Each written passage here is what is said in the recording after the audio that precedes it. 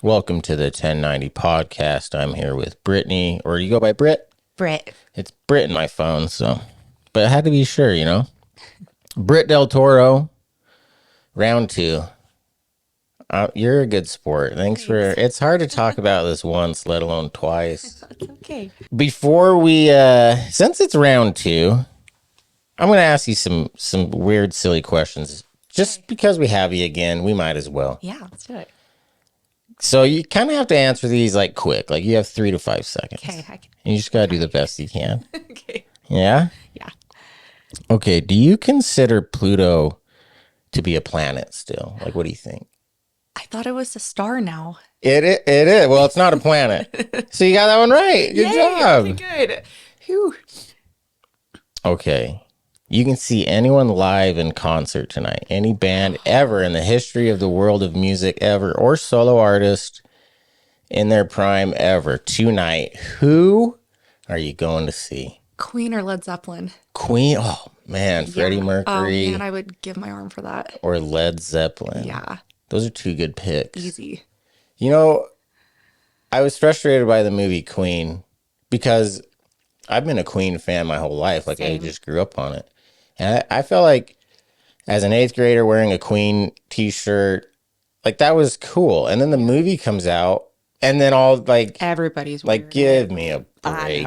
I know. Same thing with Bob Dylan. Yeah. Courtney took me to a Bob Dylan concert once. He was like, we were in high school, so I think Bob was like 77 or so. Like he was old. He didn't sound good. Well, he has never sounded good, but Courtney had no idea who he was. Anyway, we're getting off track here. These are supposed to be quick hitters. Okay. Well, you named your son Zeppelin. Yeah. So I feel like Yeah. he'd pick Zeppelin. Of course. Do you believe in aliens? I don't know. My husband did big time. I don't know if I do. If you do, or maybe you could answer this for Troy. What do you think they look like? I bet they look like kind of like people. That's what I I always don't think they'd be green. Like the movies white. are always like these giant green Yeah. heads. I feel like they'd look like us, kind of. That's what I think too. Like it'd be hard to tell maybe. Yeah. Do you think they'd be impressed with us as humans, or like, what are these guys doing? Like, what the hell's wrong with these people? What do you think? What do you think about our culture would be the number one thing? They'd be like, these guys. Yeah, like I don't know. What would it be like? Maybe the phones. Like, what are they looking at? Yeah. Or I don't know. Like the technology, or even just like the way we communicate with each other. Like they're not talking to each other. Like our social cues are not great. They'd be like, oh man, these people. Why aren't they listening to each other? Yeah, right. Wow, yeah. Okay. Would you rather get $10 million or you can fly, but you can only fly as fast as you can run or walk? I'd never get anywhere. I'd still be flying wherever I'm trying to go. This is a tough one. And like the endurance matters too. Like, so if you get tired running a 100-yard sprint, that's what it would feel like flying. Like you need a rest. So it's either $10 million or fly. Yeah. Oh, I'd rather take the money. Yeah, I Buy think myself a plane. most people pick that one. I'm picking flying. I'll still fly. I'll walk up there. No, I'm a terrible runner. I just think the views you can see. I'll just buy a plane. It's worth it. Worth 10 million. Yeah. That's a good question, you know? Your favorite book? Oh, shit. Is it bad I don't read a lot? Oh, that's a good answer. You can say I'm that. not a great reader. What about like a children's book? Oh, okay. Like those. I love Pete the Cat. See, now we're talking. He's Yeah. sick. Well, it doesn't have to be Love like Pete the Cat. Pete the Cat's good. Yeah, he's a goodie. Yeah. Give me some green eggs and ham. Yeah, Dr. Seuss. Sure. Gosh, I should read more. Book on tape? Anything? Okay, we're moving on. Thanks. Hey, how about this? Favorite animal? Ooh, I love panda bears and I love monkeys. Wow, okay. My 2 faves. That was a quick hitter. Rollerblades the rest of your life on your feet. Never take them off in the shower, in bed. Never, ever. Rollerblades the rest of your life. Or you have to walk backwards the rest of your life and run back. Oh, hell no. I'd rather rollerblade. You're putting the blades Oh, on. yeah. Forever. If you had to rob a bank, do you think you could do it? No. I literally just went to Walmart and forgot to buy my deodorant. It was like hiding. And I went all the way back into Walmart just to buy it because I was like, I can't take it. No. Freaking deodorant. Just the appearance of it, you couldn't handle. I couldn't handle it. I could never. Yeah, that's not a good sign for you. I feel like I could do it. You think so? I feel like you put the ski mask on. Like, if the doctor says, Mace, you have 24 hours. I'm going to see if I could rob a Let's bank. just see. Like, no bullets in the gun, but like, Can you I just curious. But I think I could do it. I'd have a buddy. I'd take off on it. This is classic. If you ever seen the movie Beyond the Pines. I haven't. With Ryan Gosling, Bradley Cooper's in it for a little bit. Great movie. He had it down. You take the dirt bike, you zip down the road, and then you have a buddy waiting in like a diesel truck on like a pull-off road, and he would just pull off right into the diesel truck. They shut it, and it worked. That's what I do. I'm so sorry for this. Can I take your money? Like, there's no bullets in here. I'm just curious if I can do this. I know if I can make this happen. So can you? You don't even have to give me a lot. Just I want to see if I can get out of here now. I'll pay it back. Give me like $10. I'll pay it forward. Okay. Favorite fast food? Oh, In-N-Out Burger. Well, you don't look like a fast food eater, but I love burgers. That was the correct answer. Yeah, good. Phew. Okay, last one. Okay. If you could ask my next podcast guest any question, what would you ask them? What are they most grateful for, or what's their favorite animal? You like that question? You can tell a lot by somebody's favorite animal. Yeah, so you like koala bears and monkeys. So I like panda bears and monkeys. Sorry, panda bears. Koalas So you're a cuddler. love to cuddle. And you also like to do adventurous, crazy things sometimes. Super silly. Boom. Yeah, it like works. matches your personality. So I feel like when people answer, like I know. Like somebody says they're like a snake, I'm like, oh. Yeah. Well, I don't like snakes either. No, I hate snakes. I have tattoos of snakes, though. That's different. All right, I'll ask him that. That's a good one in the spirit of Thanksgiving. Yeah. Okay, now shifting to absolute misery. Okay. Your story is awful. It's pretty miserable. I don't know why you're smiling so much. Calm down. About monkeys in an out burger. Okay, I'm going to read your husband's obituary. Okay. Good looking guy right here. He's so sweet. Troy Del Toro. I suck at reading, and it's the most cringe thing to read. Like I'm reading obituaries, and I can't read. Like, what are you doing? So I'm sorry, but I like to read them, and I like to read them with the people. I just feel like it's good. But I apologize. Feel free to correct me if I say something wrong. Troy Del Toro was born on November 7th, 1982 in St. George, Utah, to Fernando Del Toro and Sharon Christensen. He was the third of four sons, Sean, Dustin, Troy, and Casey. He later gained another brother, Ryan, when his father remarried. He grew up in Laverton, Utah, but moved to St. George to live with his dad when he was old enough to get a job and bought his own car. He graduated from Pine View High School and got married to Rory Davis soon after. They had a son, Costin, and were later divorced. In 2011, he met the love of his life, Brit, while working together at a car dealership. Oh, yeah, I remember you telling me about that last time.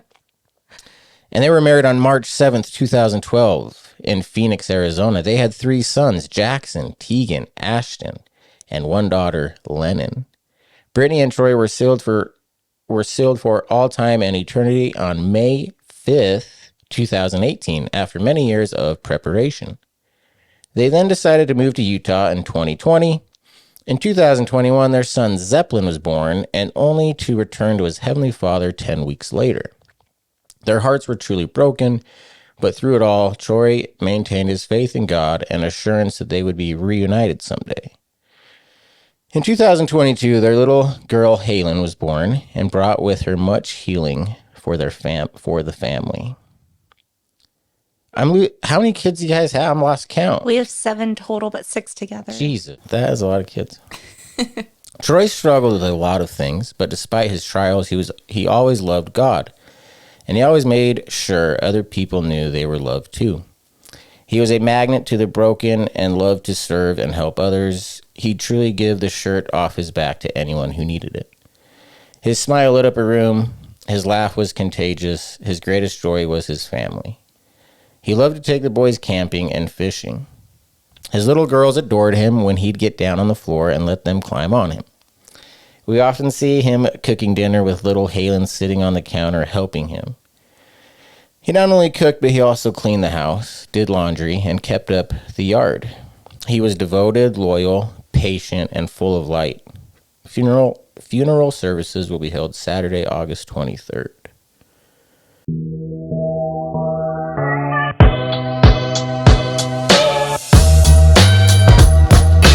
Life's 10% what happens to you and 90% what you're going to do about it. Welcome back to the 1090 podcast. I'm already not doing good on the switchboard, right? You're doing great. Ryan, good luck with this one. Britt, I'm sick of the suicide thing. I hate it. I'm sick of it. It keeps happening. Numbers are going up. And I just am attached to it by doing interviews. No, I mean, I've had a couple people close to me who've had other people take their own life, but I'm only connected through podcasting and like talking to people like you. So I can't even imagine what it's like for you guys who are closer to it. So I want to talk about that and how we can fix it and help and change. But do we talk about Zeppelin first? Because I think that played a role with Troy. Or where do you want to start? I'd love to start with Zeppelin. I feel like that's the beginning of it. And yeah, that'd be great. Well, when Zeppelin was born, Troy and I were actually not in a great place in our marriage. Like the obituary said, Troy struggled a lot with a lot of different things, and we were in a rough patch. We moved out here to Utah from Phoenix, and when I got pregnant, I was terrified because Lennon, our little girl, she was only 10 months old. All of our kids are like a year and a half apart. So I was like, that's a lot. Yeah, it was a lot. Our boys were a year and a half, and then there was kind of a gap, but then you're adding one more to the mix. Yeah. And we weren't in a great place. So I was really nervous. Troy was really excited, of course. He was always excited when a new baby was coming. 'Cause, babies are the best, but I was nervous, and I remember thinking, I don't know if I can do this again. I was struggling with postpartum depression. I was just having a really hard time. It was during COVID, so the whole world shut down. It was 2020 when we got pregnant with him. Yeah, nothing was normal, and I remember I said a quick prayer. I was going to therapy at the time. My therapist said, "I think this baby's going to be healing for you guys." And I thought, what are you talking What the hell are you talking about? I don't think so. I was nervous, but it ended up, Zeppelin was my easiest pregnancy, my best pregnancy. Such a great experience. It was very healing. And I was so excited because I thought, man, maybe we'll be okay, and it brought Troy and I a little closer. We still had our struggles, but he was born June 26th, and 2.5 months later, we had the kids going to school. It was picture day that day, and he woke up. It was weird. He was up all night that night. But for some reason with Zeppelin, I never got frustrated when he woke up. Like a lot of times with babies, you know how it goes. Like it's exhausting. You're sleep deprived, you're exhausted. Yeah. And they wake up and you're just like, I wish so bad I could just sleep. But I don't know what it was. I mean, I guess I do now. But with Zeppelin, it was like anytime he cried, anytime he woke up, I was good. Like I was almost like I loved that time that I had with him, and I didn't get frustrated the way I would, or got sleep deprived the way that I did with my other kids. And he had colic, so like this baby cried all the time. Oh, like man. He was nonstop. He was super gassy, always in pain, always fussy, but I just loved holding him. He was content. Anytime he just had like his head on my chest or he laid with me. And so anyways, the day that he had his accident, it was picture day, and we were in a big rush. My kids were trying to get ready for school, and one of our older boys, Jackson, he didn't want to go. It was kind of a hard morning, and I just like quickly fed Zeppelin, gave him to Troy. Troy swaddled him, and we laid him down. But we had laid him down on our bed, which is not something that we normally did. Usually he slept in his bassinet. He had like a little bassinet at the edge of our bed. For some reason, this day we laid him on our bed and he was swaddled, and he didn't have anything around him, but he was wrapped pretty tight. We just assumed he would stay asleep, and we got the kids ready for school. I walked the boys to the bus stop. This maybe was a matter of like 35, 40 minutes. And I get back home from the bus, talk to Troy about, just the fact that we had a rough morning. And I said, I think I'm going to go to Target. Lennon was still sleeping in her room. And I was like, I'm going to go upstairs and I'll, get the baby dressed and get ready. I think I'm going to head out. And so we go upstairs. And when I walk in the room, I, of course, immediately look in the bassinet because that's usually where he was. He wasn't there. And I said, where's the baby? And when I looked over, I saw him on our bed and I couldn't tell, but it looked like he was face down and he was kind of unraveled a little bit. And so immediately my heart dropped and I was afraid to go over there because I kind of had a feeling something bad was off, or something bad happened. And anyways, I saw him and he was face down. When we turned him over, he was dead. He had gone in cardiac arrest. He was gone. And I just let out this blood curdling scream. Troy immediately picked him up and was just sobbing and, blamed himself because he was the one that laid him down. And I was like, it's okay. Let's just call 911. I called 911. I don't even remember really what I said. I just remember screaming for them to like hurry. I was like, my baby's dead. He was on our bed. I'm so sorry. And I was just crying and I didn't know CPR at the time. So, the dispatch was trying to show me how to, tell me how to do CPR. And of course it wasn't working because I'm panicking and I don't even know how to do it in the first place. I'm telling them it's not working. He's not breathing. Paramedics, everybody came and of course rushed him to the hospital. And at that point, I just zoned out. Like I didn't know what to do. I didn't know who to call. I didn't know if he was going to be okay. I didn't know if I was going to get there and they were going to say there was nothing they could do. I grabbed a couple things and quickly just got into a car with a police officer. We rushed over to the hospital. And when I got there, they were, of course, working on him. Every single doctor, nurse, NICU nurse, like there were tons of people trying to help him. And when I got there, they just barely were able to revive him. So they were able to resuscitate him. He was like, they had to keep changing his diaper because he kept pooping. Like he was always so constipated and he never pooped. So I think his body just like was releasing all of the stuff that he had in him. And they were trying to figure out the next steps because he was so unstable, even though he was resuscitated, like he was very fragile. He was only 2.5 months old. And I remember talking with a social worker, I think just somebody who works with like trauma when you go through like a traumatic experience. They were trying to get an understanding of like what happened. I didn't even really know what happened. It was hard to even say. Like I was just like I nursed him and we laid him down. And that was it. When I came back, he was kind of unraveled and he was face down on the bed. And he had his binky near him. So I don't know if he rolled and his binky was stuck in his mouth. I'm not entirely sure. But he suffocated, essentially and couldn't roll back over. And so they ended up flying him out to UMC in Vegas. So it was either that or Primary Children's. And Vegas was a little closer. It just made more sense because of how fragile he was. So he got to Vegas. We all got up there and the whole day we were just kind of waiting to see if he would regain any type of brain activity because his other organs were functioning. They weren't great, but he was in a state, like if his brain were able to function, there was hope that maybe he would survive. And he would have been, in a vegetated state. He wouldn't have been, the Zeppy that we had, but he would have been alive and we would have still had him. And so we waited the full day. No brain activity whatsoever. They did, scans, they did everything and his brain was really swollen and he wasn't in good shape. And they told us like, most likely he's not going to come back from this, but it will give you all the time that you want. We'll wait as long as you need. But from the looks of it, we're really not sure how it's going to go. And so, we waited the full day. By that night, I'm making phone calls to my family. I had all my family in Phoenix never even met him yet. I mean, they hadn't even gotten the chance to see him or know him 2.5 months old, right? Yeah, he was just so young. Nobody thought this was going to happen, right? So nobody was really in a rush.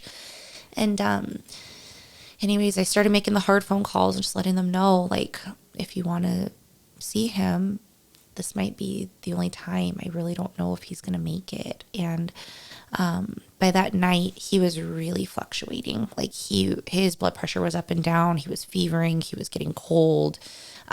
We had to make decisions like, if he goes into cardiac arrest again, do you want us to resuscitate him? Do you just want his body to rest? These are the things that can happen if we do resuscitate. All the hard things, right? All the decisions that you're just like, I can't believe I'm having to make this decision for my infant. And I don't even know if I can make this decision or what I would do. So I didn't sleep much, obviously, that night. I think I got like an hour of sleep. I woke up really early and they basically told me that he was gone. Like there was only a machine at this point keeping him alive. And there wasn't anything else they could do. And so I just remember being so numb. Like I don't even remember crying at that point. I was so like detached from everything. And I was so like, it was so traumatic. The 1 hour I slept, I had, a nightmare of what happened. I just like dreamt that he died and I dreamt of that scream and it just was haunting me. And we made the decision, to have our family come and everybody came down and we just said our goodbyes. It was interesting though, because in between that, there was this one period of time where his blood pressure was really fluctuated. Like it was just going up and down. It was all over the place. And they asked me if I wanted to hold him. And I wanted to, of course, but I was terrified because he was just attached to all these machines, cords. I mean, he was swollen. He just wasn't in good shape. Of course I was like, yeah, I would love to hold him. And so, they gave him to me and I laid him on my chest, just like I did when he was alive and when he was healthy. And he had this one ear that was really thin. I don't know why. It was just from the time he was born. It was like a paper thin ear. And that ear, he always laid on my chest. I think that's the way he laid like in the womb. I think that's why his ear was so thin. He just I don't know. He just didn't develop the way it was supposed to. He laid his ear on my chest and immediately his blood pressure regulated. He was like perfect baby, totally regulated. His blood pressure was solid. It was like, he just knew that I had him and he was okay. He was content. And I remember thinking about that when they told me he wasn't going to make it, because I said, well, maybe I need to hold him again. Like maybe I just need to hold him. Like that was working. And they were like, Brit, like he's not with us anymore. Like we just know, we can tell with the way that, his body's not fighting anymore. Like he's not fighting to stay. It was really, really hard because I was like I'll wait forever. Like I'll wait a week, I'll wait a month. Like I'm not ready to take him off this machine. And I remember them asking, of course, they talk about organ donation and it's all the things you don't want to hear. Yeah. But we did choose to have his organs donated. And so because of that, they did have to speed up the process a little bit. So by that afternoon, they, had him, they put him in this little like Spider-Man superhero cape and they put this little mask on him and they do this like honorary walk where they walk your loved one down to the OR and you say your goodbyes. And I was okay. I like had it together until we got to that part of the room where I knew I had to let him go. And again, that same kind of scream where you're just like, I don't want to do this. And I just could not let him go. Like they had to pull me off of him because I was just like, I cannot let go of my baby. Like this cannot be the last time I see him like this. And, they were like pumping air into his lungs. It was so much. It was so heavy. And I don't really remember exactly how I felt other than I was just so devastated. And of course, Troy and I blamed ourselves for it. We carried that for a long time. And how did you guys cope like right after Zeppelin not great. died? Not good. I wouldn't imagine. So you guys just numbing? I was pretty numb at first. Are you fighting a lot, yelling at each other, mad at each?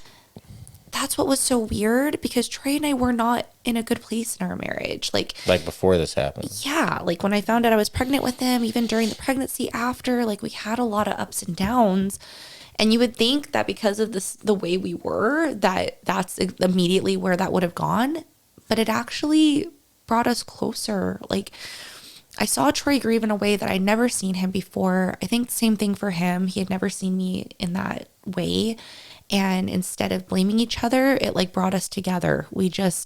I forgave him for the things that he had did, the choices he had made, you know, the last couple of years in our marriage that really hurt me. He, I think, had more compassion towards me, some, you know, more patience and understanding as to why I was struggling so much in our marriage with the things that were going on. And we just became closer, and it actually healed our marriage a lot. How did you know that he was blaming himself? Did he say anything, or was that just what you assumed from what happened? He said it all the time. He said it all the time. He apologized all the time. He just kept saying, it's my fault. He thought it was because of the choices he had made like recently. Before, like, not the swaddling decision, but before that even. Yeah. He was like, it's because of the choices I made. It's because I hurt you. It's because I struggled. It's because I'm getting punished for who I am, for who I was. How did you let him feel? Did you just try to throw yourself on the knife and said like, no, it's my fault too? Or like, how did you go about handling this? A little bit. I said, because also I think it's a normal human reaction for you to have some anger there. Totally. I think it's unfair for you to not feel that way. Right. I think that's a natural reaction. Yeah. I mean, we definitely felt anger. I of course blamed myself a little bit too. I was just as guilty. I swaddled him. I'm sure you know what I did. mean? Like I could have known different. And I'm sure the judgment. Oh, it was so bad that you get. Yeah. I mean, on my Instagram, because I do content creation. And then also the life support thing too. I'm sure it's just like, oh, like your baby, and then you just pull them off life support. Like so many people had something to say. Yeah. Everybody had an opinion. And, you know, I because I have my social media, it brought a lot of attention, both a lot of support, but also a lot of negative attention. And so definitely a lot of judgment, a lot of blame, before I, you know, had mentioned it, because I didn't say right away it was because he had a sleeping accident. I just, you know, wasn't in a place to really share that. A lot of people said it was like vaccinations. It was because I, you know, wasn't eating properly, or because I, you know, whatever. Everybody had a reason why Zeppelin died. I think none of them were the right reason. I think the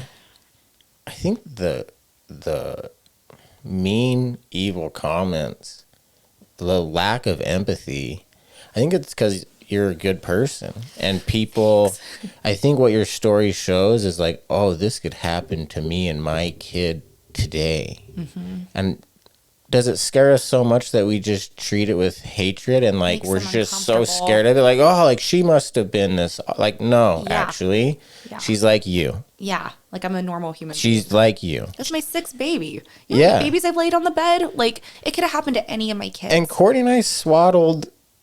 I think we swaddled all our infants. Oh yeah, that was me too.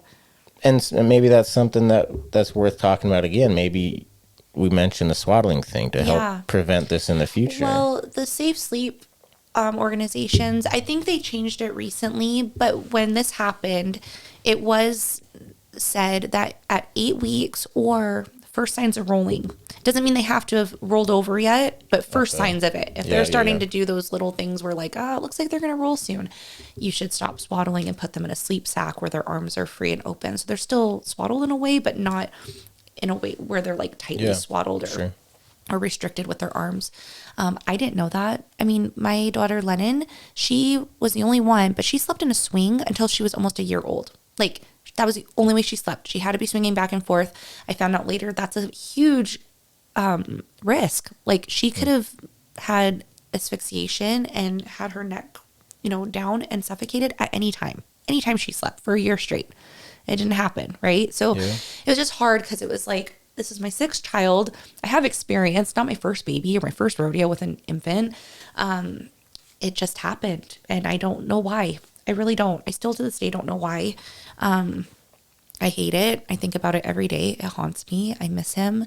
But Troy and I definitely did, place blame on ourselves. I think more so he did because he was the one that laid Zeppy there. And again, because of the shame that he was feeling just from other things going on in our life, I think it was just easy for him to take the blame and take that hit. And I know he carried that with him until, the last moment he was here with us. It was really hard for him. And I had a little bit harder time visibly. Like it was more obvious that I was struggling. Troy was more internal about it. He didn't show that grief very often like I did. But of course, me knowing him and him just being able to be vulnerable with me, it was really hard for him too. And he blamed himself all the time for it. And I'd be lying if I didn't say that there was part of me that felt angry with him at times, because I was like, why did he lay him on the bed? But at the same time, there's times I'm angry with Courtney. Yeah. Like, why did you decide to go? You weren't supposed to go. Yeah. Yeah. And then, you kind of feel stupid and bad for having those thoughts, Right. but they naturally pop in. It's so natural. Because I think you just think of every scenario that would have changed it. Yeah. So you're just kind of mad at all these things you have no control over. Totally. And it's a very unhealthy way to live. Yeah. Yeah. So, yeah. It's a denial. That's called denial. Right. People think denial ends after the first month. No, I'm still still in in denial today. And just because years you're out. just because you're aware of it doesn't mean it doesn't exist. Right. I can see the denial, and I'm still struggling with it. Same. It's been 3 months for me now. I mean, it's still very early, but I'm still he's gonna come home. I'm waiting for him to just walk in the door. Yeah. When's that gonna happen?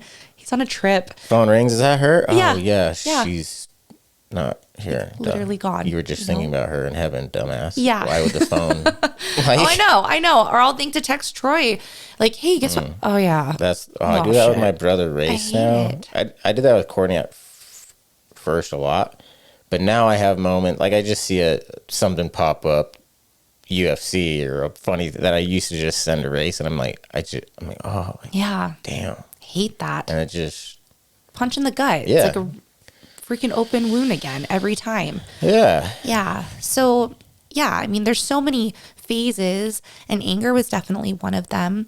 And because I hadn't experienced loss, I mean, the only person that I had lost is my grandparents, which was still very hard, but it's a little bit different. You know what I mean? They're older, and Very you different. prepared for it. You kind of knew this was going to happen. It still hurt, but it was different for me. Whereas with my child, the baby I just fed and laid down, had no intentions of him dying that day, right? I was just so angry, and I couldn't carry the shame of it anymore. I was struggling with the social media. I was falling into a depression. I was 2.5 months postpartum. I was already dealing with postpartum depression. I still had milk. I was going through all these things. My hair was falling out. All the reminders that I was supposed to have a baby in my arms, but didn't.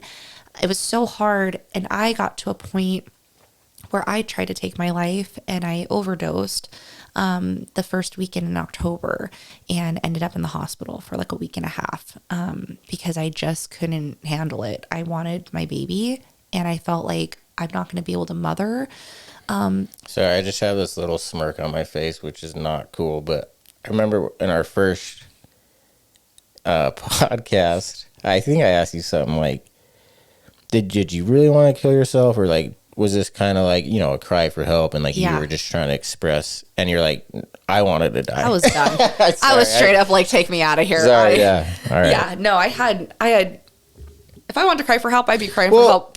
This is a hard thing with the suicide, with trying to, I don't know what word you used, with taking your own life. Yeah. Thing. For me, I understand it. And it used to be, I used to come from the perspective of why would anyone want to do that? Doesn't everyone just have a wonderful life like me with great parents and middle class economy and just, why can't Yeah. You just see it through your perspective. It's why would anyone do that? Right. And now it's why aren't people, I get it. Yes. When someone kills themselves, I'm Makes sense. I get that. And so it puts me, Like I don't know if I have too much empathy for it, but isn't it like, okay, let's just ask you because you wanted to kill yourself. Yeah. If you came to someone like, hey, like I don't want to be here anymore, like I'm done. Isn't if I were to say, yeah, like you have your hair's falling out, your kid just died, your husband this, you have this many. If I went down the list and I said like, yeah, I understand why you feel that way, but let's think about these people you'll leave behind and the ripple effect and all this. Instead of like, oh, you shouldn't be thinking that. Let's get you medicated. And then don't tell anyone either. No one needs to know. Yeah. Isn't that like, which one would you rather have had? I'd rather have been heard. I'd rather have been validated. Like, and I think the fear is like, well, if they feel heard, they're going to do it. Right. Well, it's actually the opposite. I think if they don't feel heard, that's when they think nobody cares. They do it. Guess I got to go. But, and again, I'm not speaking from a place of, I'm just trying to start the conversation. I don't know. I'm just trying to help. And I think one of the frustrating things for me is no one wants to talk. Not even the good guys want to talk about it. A kid kills himself in high school and they won't even announce his name at graduation. I know. That is insane to me. That's how scared of it we are. I know. And we just think it's going to go away. It's going to get worse. It gets worse that way. I think so. Yeah, I know so. I'm seeing it. I'm living it. I can feel it. Like every 40 seconds, somebody's taking their life. That means like this whole time that we've been talking, I don't know how long it's been. How long have we been talking? So a lot of people. Almost 40 minutes. Yeah, a lot of people are gone. Yeah. Just in the short time, majority of them are men. Of course, women do this as well and attempt and take their lives. For me, I definitely was just checked out. I had been carrying stuff for a long time. I struggled with my mental health long before I had kids. I've always been an anxious person, battled depression, and that was like the breaking point for me. I was just like, this is absolute shit, and I don't want to do this anymore, and I'm done. Yeah, and I think, sorry, just to add on this though, but like one of the things that I'm learning is they get to the point where they truly believe their family life is better without them. Like they're doing 100%. Everyone a favor. It wasn't for me. It was for my kids. It was for Troy. Like, because I was useless. I can't take care of them. They have to take care of me. Yeah. I'm not happy. In bed, I couldn't function. I couldn't eat. I couldn't sleep. I was haunted by everything. I felt like my kids were just barely getting their mom back because I had the postpartum depression, right? And I was finally getting some grip, getting my feet on the ground. And then this happened. They lost me again. And I'm like, I'm never going to come back from this. I'm not going to be able to forgive myself. And so I remember I woke up. Well, I had thought about it for a few days. Didn't say anything. Got in a fight with Troy the day before. We were just arguing and I was just in a really crappy mood, right? Because I was thinking about taking my life. Nobody knew. You had some issues going on? Like, wasn't in good places, and you're still caught up on that? Literally. I was not good. And Troy and I kind of got in an argument. It wasn't a bad one, but it was just like we were bickering. We were just disconnected, weren't great. I said, that's it. I am so done. Tomorrow, I'm doing it. And I all night. Sorry, I just have to ask, like, and again, I want to be careful here because I'm not trying to glorify it at all. Like, this is awful. We need to stop it. But what is that like planning to do it, going to bed? Is it like the feeling before a big basketball game? Like this nervous anticipation? What is it? Is it absolute, you're terrified? Second thoughts? Numb. I felt nothing. You felt nothing? I felt nothing. I didn't feel scared. That's unique to you, or you think that's pretty common? Oh, heck no. I'm the most, I'm always overthinking. My plan always has a plan. Like, my plans have plans, and I'm always 10 steps ahead.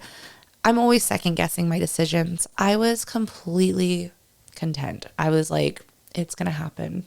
And I made that decision. At peace with it. I was calm. That is scary. It was very scary because that wasn't like me. That night, I remember I just hugged all my kiddos, had a normal routine, treated it as like any other night. I didn't sleep all night. I kind of went back and forth. And I was in a place where I was like, okay, I'm going to pray about it. And if I don't feel anything, then I'm going to do it. Because obviously Heavenly Father doesn't hear me. He doesn't even know I'm here. I felt that way already. I felt very abandoned. spiritually, and was just struggling. And so I didn't sleep. And that morning, I knew everybody was going to be waking up. And I'm like, if I'm going to do this, I need to do this before the kids wake up. And I need to do this before anybody can stop me. So I got up early and I was like, I'm going to take a shower first, which was weird. I'm like, I'm going to do that. So I get in the shower, wash my hair, still thinking about it, kind of going back and forth. Like, nope, I still feel calm about this. Feels right. Get out of the shower, blow dry my hair. I mean, just like as if it was a normal day, any other day. Get back in bed. Troy's still sleeping. I have all my pills next to me. I'm going back and forth. And I said, I'm just going to say one more prayer. I'm going to just try my best. And I just intently said a prayer, felt nothing, and that was it. Opened my pills, took them all. Immediately after I did that, I was like, what did I do? Then the regret came and the fear came, and I woke up Troy and said, I made a bad choice. I just took all my pills, and I started panicking. And all I remember him saying is, what? Like, he jumped up and he was like, what were you thinking? Like, why? And I fainted and I woke up in the hospital. And I don't really remember what happened after that. Troy told me that he, of course, picked me up and carried me and rushed me to the hospital. And I guess my friend from across the street came with me. They told me that I had to drink this like charcoal drink. I don't remember any of that. But they give you that drink to get it out of your system because you have all this. I was going to ask you, like, do you try throwing up or like, what do you do? So this is weird. I have a phobia of vomit. I will even if your life's on the line. Yeah. No. I am terrified. I'd rather die than throw up. Yeah, pretty much is where I was at. Yeah. So, I didn't make myself sick, but I did have to take that drink. And I stayed in the hospital for about a week. But it was interesting because a lot of tender mercies happened in that hospital, and it saved my life, and it helped me pull myself out of that and want to come home and heal. And it was messy. I mean, healing's messy. What were some of those things that happened? Some of the things that happened, one in particular, first off, I love color. I'm a very colorful person. My favorite house, color? Yellow. Oh, I thought purple was coming. Nope. That's all right. Yellow. Purple's cool. Yeah, I like yellow. very cool. Yellow's my fave. So my whole house is colorful. I mean, you go in there, it looks like a rainbow, just like threw up all over the place. I love color.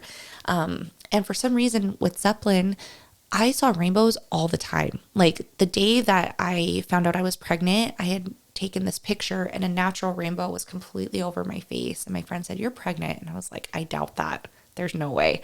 And then I was like, but what if I am? And I took the test and I was freaking pregnant. But there was rainbows all over the place. And even the day that Zeppelin died, there was a huge rainbow. The day of his funeral, huge rainbow. So rainbows were very significant to us and remind us of Zeppy. And at his funeral, I had a family friend who came and he brought this ukulele and he played Somewhere Over the Rainbow for us. So even that song, just all of it, I very bet there wasn't a significant. dry eye in the house No, with that it was song. amazing. I love that song anyways. And I heard you did that song in one take, I know. by the way. Me for too, what it's which is worth. so sick. Yeah. Yeah. I heard that song all the time out of nowhere. All of a sudden, the song was like everywhere. I don't know if I was just more aware of it or if it was just coincidence or if it's happened. I don't know. But I heard the song all the time. So in the hospital, I had a really hard time the first few days. Wouldn't come out of my room, wouldn't eat, wouldn't do anything. I was terrified to be there. People were in there for all different reasons. I was the only one there because their baby died, right? And I was the only mom with a lot of kids, and it was hard. I didn't fit, and it was just a scary place to be. I felt alone. Yeah. I missed my kids. I started regretting what I was doing because I wanted to go home, and they were like, "You're not going anywhere until we know you're safe." And anyways, there was one day I finally was like, you know what? They're not going to let me go home if I don't put the work in. I got to start going to the therapy. I got to start. I'm doing great. Yeah. I got so fine. I either got to fake it till I make it, or I've got to actually do this and get better so I can get home. And I got on my knees and I said a prayer that morning, and I just said, please help me have the desire to get better. I need to get home. Like, I want to go home, and I don't know how to do this. And I don't even know if I'm going to be okay when I get home, but I just know I don't want to be here much longer, and I need help. And, of course, prayed for other things too, but got up put my socks on, my grippy socks, and walked out of the room. And for the first time, and I've been there for a few days now at this point, maybe like I would say like 4 days. And I had not heard music one time, nothing. I hear very faintly this piano playing, and I can't hear much of it, but I just hear a piano. And it's down the hall, and I'm walking down the hall, like, I wonder what that is. And I get closer, and when I get up there, there's this guy playing Somewhere Over the Rainbow on the piano. No. Like, just going crazy. I mean, just like this beautiful rendition of it. And I am like my jaw is like, what? Like, how in the world did that happen? Like, I was shocked, and I just immediately was crying, and I told him my story, and I just said, that was like a huge answer. I literally just got up from the ground praying because I am not doing good here. And I needed that so bad. Like, it was just my boost. It was like my little nudge of like, all right, we're going to do this. And so I did. I put the work in. I just started going to therapy there. I took the meds because I wasn't taking medication at the time. I started taking the medicine, became everyone's friend, did the puzzles, did all the things to go home. And when I got home that day, Troy picked me up with the kids. And of course, they were all so excited to see me. We went to go see The Addams Family 2. That was like the movie that was out. We went to a movie, and when we got out, there was this gigantic rainbow, Mason. It went from like side, it was like the kind that you're like, so this is like cool. a picture. Like, this is like, it went from one end to the other. It was the brightest rainbow I've ever seen in my life. Beautiful. And from that point on, my healing was messy. It wasn't like I was just great from that point forward. Yeah. I still to this day struggle, but I had the desire to keep going. I was like, I'm just going to fight for my life, literally, and I'm going to heal, and my kids are going to see that we can get through this. My marriage is going to get better because of this. I'm determined to make a better life. And I just started putting in the work, and I went to therapy and, started advocating for safe sleep and started speaking about Zeppelin more and raising awareness and, doing the fundraiser and doing all the things that I could do for me that could honor him and just help other people not have to live that nightmare that I have to live every day. And it felt like I had some purpose again. So, as the years have gone on, and I've gotten to a place where it still hurts, but it's different. And I think you can understand that, right? It's like... So how long ago was it? When's it? 4 years. Yeah, so me and you are both with the 4-year mark. It's like you still feel it every day, and it's there, but it's different, right? It's not as intense for me as it was I feel in like those early I'm months. in more control of it, and you still have very sad thoughts and moments and memories, but there's a lot of good ones, too, that you can smile with and be grateful for that you had them. And I think gratitude just kind of coming back. Right. But the pain is still... It's always definitely there. And I was going to ask you, so like on a scale of 1 to 10, 10 being the night you try to take your own life, and 1 being you're the happiest person in the world. Like, where are you today, you think? And I know that ranges daily, but like, what number would you give? Like, how close are you to getting there again? I probably fall on a daily basis like a 5. Yeah. To say, like, I'm pretty like... It's pretty high. Yeah. You don't look like you look like a 1. You're just smiling. Hi, how are you? Oh my God, I'm good. How are you? I'm a high functioning human. I mean, I can push through hard things, but it's not easy.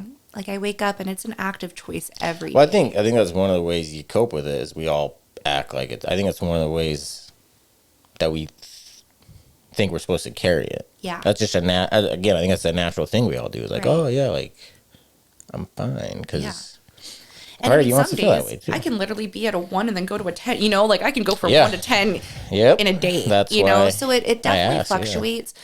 But I think on average, I don't know, maybe 6 is a little high. Maybe like a 4 or 5. I'm pretty up there though. Yeah. Like I struggle. It's an active choice every day. I think going through the things that we went through with Troy has made it where, to me, it's like, even if I have those thoughts or those feelings, it can't happen. I can't do that. I can't even attempt to make the choice like I tried to after Zeppelin. I'm all my kids have now, and I got to show up for them. I can't leave them, and I don't want to. Should we, you want to shift to Troy for a little bit? Yeah. You feel good about Zeppelin? Anything else you want to say before we kind of leave that? I think the thing I would want to say most is I'm just so grateful for the opportunity to be his mom, and just the fact that I know this isn't it. Like I will get to be his mom and make up for that lost time. You know, every day is a day closer to him, which seems kind of morbid, but it's really how I feel. Maybe you should. I'm just sorry. You're That like, was, you never know. that's not Just good. kidding. No, I'm good. I just, you know, I'm one day closer to him every day. And I'm just grateful that I got to have the time I had with them, you know, and it's important to know safe sleep practices. I'm huge about that. I'll never shut up about it. Some people think I'm crazy, and, you know, there's a lot of co-sleeping parents that think I'm nuts for being as vocal about this as I am, but you don't know what you don't know. And You could save a life too. if it saves one child, I did my part. You know, Yeah. I can't not talk about it. And like the thing with you is you'll never know, but they might see it. You talk about sleep safety. Yeah. Months go by. They don't know your name. They don't remember seeing it. But when it comes time for them to swaddle their baby, they remember it. And they're Yeah. like, oh, yeah. Exactly. Like that type of impact. So like many people. that you just won't even ever know. Yeah. And there's been so many people that have reached out to me and said, I didn't know this. And I read your story and I stopped swaddling my baby. Here she's 10 weeks old, like Zeppy, or they're, 5 months old. I'm still swaddling my baby. I got a sleep sack today. Yeah. And I Yeah. think, again, you're willing to talk about it, which is insane. Most parents who lose a child like that, they just, and understandably, they just don't. There's just so much judgment that comes with it. Yeah. And yeah, I think the fact that you're able to talk about it the way you do is very impressive, and thanks for doing it. Troy, then you want to get to Troy? Yeah. You want us to get to the day of, or how do you want to go about doing this one? I wouldn't mind talking a little bit about him, the good parts of him. And, Yeah. Actually, it's weird. Today is 14 years it would have been that him and I started dating. You guys met today. Well, he asked me to be his girlfriend today. Oh, wow. Yeah. It was. How did he 14 ask you? years ago. Will you be Oh my? my gosh, Did he write you a so note? silly. Was it a text? So it was so silly. Wait, So, what year are we to? What year is it? 2011. Okay, 2011. So okay. Yep. 2011. We moved quick. First off, we were fast paced. Him and I. We met True early Mormon November. fashion. Oh yeah. Yeah. Oh yeah. I was 19. Oh, this is. But right I wasn't on. Mormon yet. I was Okay, not a member. He okay. was, but I was not. Yes. That's all right. That's what everyone else said. Okay. Well, first off, we met at work. We worked at a car dealership together. I was a part-time receptionist and he sold cars. And when we first met, I just picked up a shift. I worked between two dealerships and I was working at the other dealership most of the day. And I got asked last minute if I wanted to close at the other dealership. And I was so tired, but I thought, what I got, I have nothing going on, right? 19, no life. You're a nice person. Yeah, Like, all I'm going to right. go do it. I could use the money. So I walk into the dealership and there's this guy who walks behind the receptionist counter and he looks over at me, turns his head and then looks over again real fast. And Double take. with this big smile on his face. Oh, he can't even. No poker face. No. Come on, Troy. Which You is got to crazy because dial he it was a back. poker player. He had a good Oh. poker face. He loved poker, but not this night. Nope. He had big smile. His ear to ear. So you knew right away. Like, Oh yeah. this guy. And I'm trying to play it off like I don't see this guy. So I'm like I see nothing. I don't even break eye contact, break away from this. His eyes used to get really smiley. Like they would look like little half moons anytime he smiled big. So I could not even see his eyes. He was smiling so big. I had never seen a person smile that big ever. And I was immediately like break contact. Don't Get me act like you out don't of see here. him. So I pretend like I don't notice anything. I get all settled. I get situated. About 20 minutes later, he comes up to my desk and he's like, "Hi, I'm Troy, but I swear to you, Mason, I thought this man said his name was Doug." I heard, "Hi, I'm Doug." So I was like, Hey, Doug. "Doug." Cute name. I'm like, this guy's too cute to be named Doug. But No offense to Doug's out no there. offense, Doug. If you're a Doug, you're Yeah, cool. it's But I was just like, he doesn't look like a Doug, right? Like that doesn't look Yeah. like Doug. So I'm like, "Hi, I'm Brit." And he starts talking to me, and the only thing I can say, the dumb thing that comes out of my mouth is, "You have nice teeth." I'm like, I love teeth. I love smiles. Sure, yeah. I was like, "You have nice teeth." Dumb. Like, who says that? He's like, "Thanks. You have nice teeth too." So he's like, "Hey, I'm Troy," and you're like, and all you heard was like, "I'm Doug," and then you "I come am back Doug with, "You have nice teeth." So I mean, it couldn't get more weird, right? Yeah, Couldn't make it weirder. It was a rocky start. But we're talking, and I'm like, "Are you new? Like, did you just start working here?" He's like, "Yeah, I just started not too long ago." And I said, "Oh, cool. Well, welcome." And I actually work over at the Chrysler dealership. Sometimes I pick up shifts at Dodge. And of course, he's like, "Well, you should pick up shifts here more often." He's trying to be all flirty. And I'm like thinking, yeah, that's going to be happening. Like, Troy's got some game, though. already He's, planned for that. He's But I'm dropping like, some hints. yeah, he was so flirty, just so outspoken. So we kind of part ways that night. I'm like thinking, this guy's so cute. He comes, next time I go there, he comes up. And for some reason, intrusively, my brain goes, "What if you married this guy?" And I'm like, No. the heck? First off, I'm 19. You right? don't even know his real name I don't yet. even know his name yet. I don't even know that his name is Troy. I'm like, I'm going to marry this guy. I'm thinking, what if I was his wife? I'm like, this is freaking weird because I have no intentions on marrying. Not in Utah, though. But I was in Phoenix. We were Okay, in that's Phoenix at close the to time. Utah, though. And, right. And I wasn't a member, and getting married wasn't even in my radar. Like, I just graduated high school the year before. You know what I But mean? here we Like, are. I was young. He's bringing it. You Like, just can't help the There's my thoughts. husband. There Yeah. he is. And I, of course, don't say that out loud. What if I was your wife? But I'm like in my head going, Brit, shut the heck up. Like, what are you even thinking? And he just, of course, talks with me and is flirty. Well, he leaves that night. And you know what he says?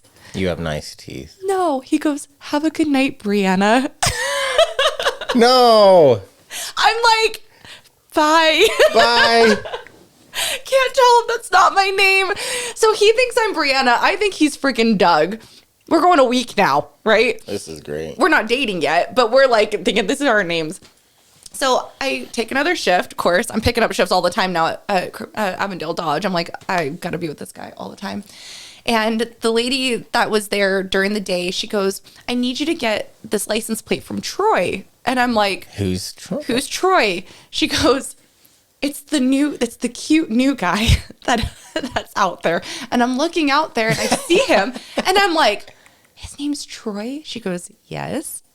Immediately I'm like, I will get the license plate from Troy. I'm on it. I can do Changes this. everything. I can be a Brianna. I can do I'll this. be whatever. First off, I was like, his name's Yeah. Troy. I thought it was Doug. Never told him that until we started dating. I'm like, by the way, I thought you were Doug. Like, there was a Doug that worked there, to be fair. So I wasn't too far off. It just wasn't him. It was a different guy. He called you the wrong name, too. It's fine. Right. And he called me Brianna. Yeah. Right.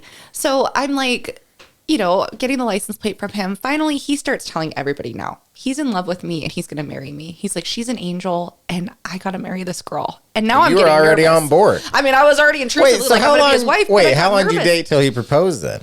We got married, so he didn't propose. We snuck off and got married. In like Vegas? Nope, in Phoenix. We just decided, let's do this. And it was 5 months later. Like, in who'd March. you invite? How many people were Nobody. there? It was Just me, him, literally and the you two. missionaries. No way. I swear to you. I That's had just joined the church a few days prior, and I was staying with a Ward family at the time. And in order to live together, we had to get married. And so we were like, let's just do it. Of course, Troy was like, "Your dad's going to kill me. Like, he's Yeah, gonna he would. destroy me." And I was like, "It'll be fine. We'll pretend like we're engaged." I made up this whole plan. I was like, we're going to... selling the salesman. No, literally. I'm like, we're going to pretend like we're engaged. And we'll have a wedding like a year And then later. we'll get sealed in the temple. And then I got pregnant. And I was like, well, that's not going to work. I have to tell everybody now that I'm married and pregnant and Mormon within 5 months.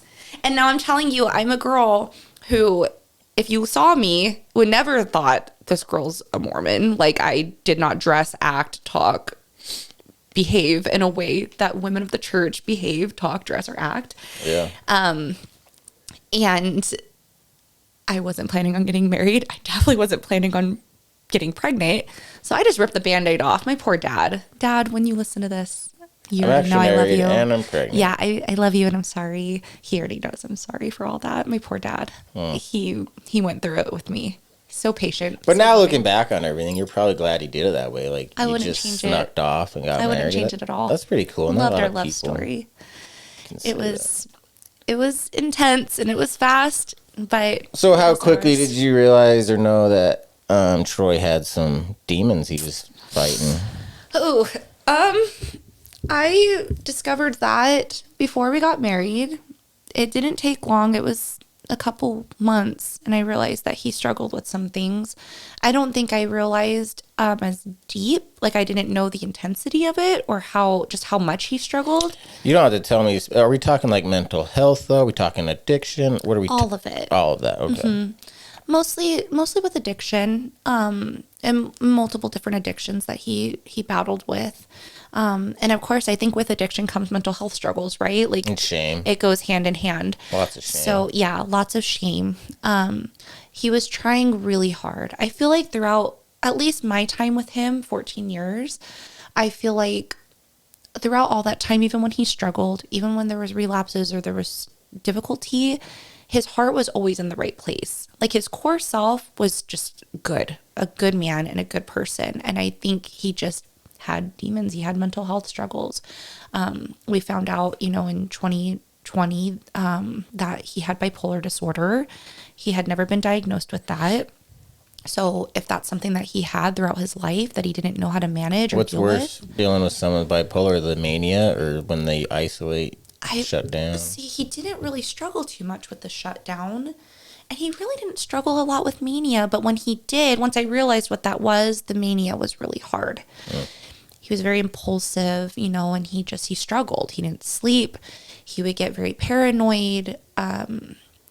His mind would just go 1,000 miles per hour, and he wasn't himself, and he knew that. Man, I might be bipolar. This sounds like I mean, honestly, there's a lot of people who have it that don't Yeah. realize they have that. It just And sounds like Troy grief, managed though. it. So it's Yeah, hard, it's to hard, tell. right? Like, yeah, sometimes I'm like, do I have all these mental Yeah. illnesses? He managed himself very well, though. Like, to be honest, when you think of somebody who's battling with bipolar, or you see movies or you hear stories, he didn't behave in the way that like a person that you would think would with bipolar disorder. He was pretty grounded, and he was pretty self-aware once he knew he had it. But before that, he did have a lot of struggles and a lot of demons, and it affected me a lot. It affected our kids and our family. It affected him, and he struggled with the shame cycle a lot. He didn't know how to give himself grace. He never gave himself grace. And I think he was his worst enemy. He was just so hard on himself. Yeah, and I think men compare a lot, and we get this idea in our head that everyone else is not doing this. Like, Right. dude, everyone else is Everyone's doing struggling. that. Yeah, everyone. Yeah. You're not alone at all. Right, Everyone right. else is having those thoughts. Everyone else deals with that. Everybody deals with temptation. Even I do. You know what I mean? Yeah. Everybody struggles with I these smoked weed things. this morning. Yeah. It was Yeah. great. Like, it was great. Honestly, so many people battle battles. But I think for men, and I'm not a guy, I can't speak on behalf of men, but from my experience and from what I'm living with, at least for Troy, he felt like he was never enough. He was never good enough. And his past defined him. And it didn't. But he felt that. And I think ultimately at the end, that was what it was. He could not forgive himself for the things that he had did in his past. And he felt like we were going to be better off without him. So, fast forward, we have all of these children. We have 6 kids together. We move, multiple times. We have our ups and downs. We have our good, our bad, all the things. We get sealed in the temple. Life is good. Zeppelin comes, he dies. All the things are going on. The last 4 years, from the time Zeppelin died to the day he died, Troy tried so hard to do good. He stayed sober. He put in the work for that. He started building trust with me again. He started serving more. He was all in with everything. 100% all in with the family, 100% all in the marriage, 100% all in the church. Anything that he did that was good, he was 100% in it. And he was really, really trying to break cycles and just make a change in his life. And I think that's why this has been so hard, even harder than normal. Maybe what it normally would have been, because I thought things were okay. I had no idea that he was carrying this so much. And mental health wasn't something that we didn't talk about in the home. We're very open about it. I've battled mental health my whole life. I knew Troy did. My kids are very aware of mental health. It's a topic that's not taboo in our home. And I do daily check-ins all the time, like all the time. How are you feeling? He'd check in on me. How are you doing? I tell him how proud I was of him and, you know, just how I've seen the changes he's made. And I just am so grateful for him. And it wasn't like he had to suffer silently. I had no idea that he was suffering.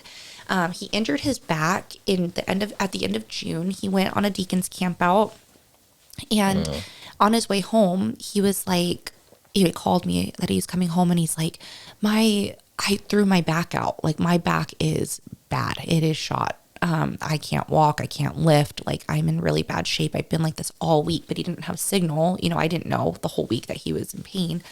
So he comes home, and Mason, he couldn't even carry like a dish. It literally looked like his spine was just like on a floor. Like, he was just like a noodle, like on this, like his whole body was carrying weight on this like sponge, you know, essentially, that just had no structure. He was in so much pain, and he would just like cry in pain, which was weird for him because he, you know, was pretty tough. Like, he didn't cry over pain, or he wasn't a very like, I don't know. I was just going to jump in and just say physical pain, especially chronic pain, is one of the top reasons people do commit suicide. Yeah.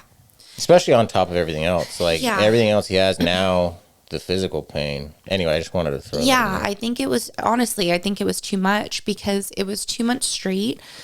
He was taking a lot of opioids and muscle relaxers, just anything to try and lessen the pain. That's scary for an addict Yes. to take those. And Were you scared of that at all?